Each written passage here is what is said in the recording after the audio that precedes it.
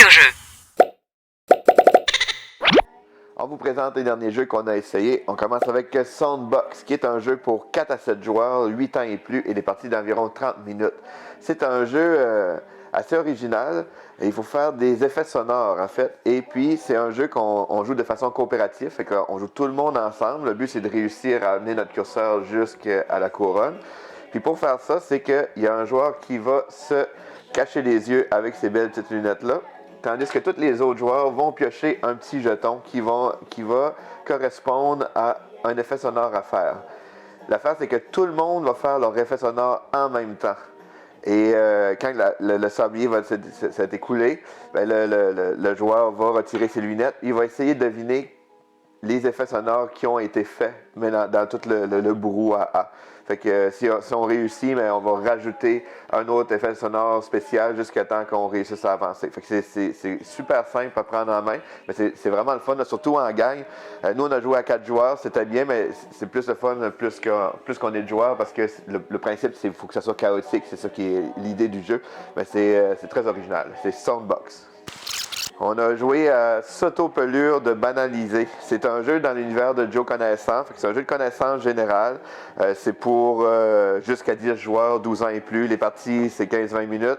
Le concept du jeu, c'est qu'on va avoir une question à répondre. En fait, il faut répondre à 4 questions sur un carton, mais les questions sont toutes liées une à l'autre. Comme par exemple, nomme un objet dans une langue étrangère.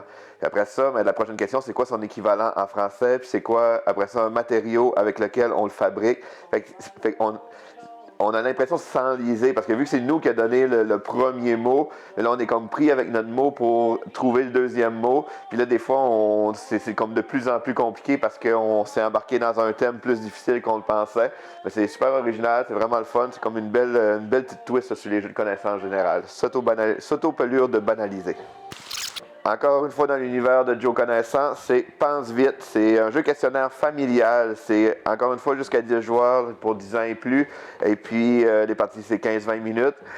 C'est un jeu il faut répondre rapidement à 4 questions. C'est pas des questions qui sont nécessairement difficiles, mais c'est le fait qu'on n'a vraiment pas beaucoup de temps là, pour répondre. C'est comme nomme un équipement qui nécessite nomme un jeu qui ne nécessite aucun équipement, vrai ou faux, le Sudoku tel qu'on le connaît aujourd'hui existe depuis plus de 100 ans. C'est toutes des questions comme ça.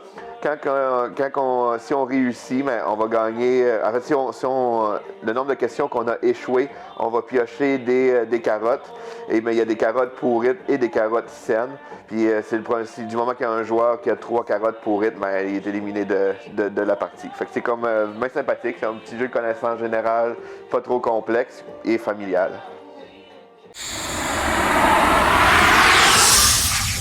L'île au jeu.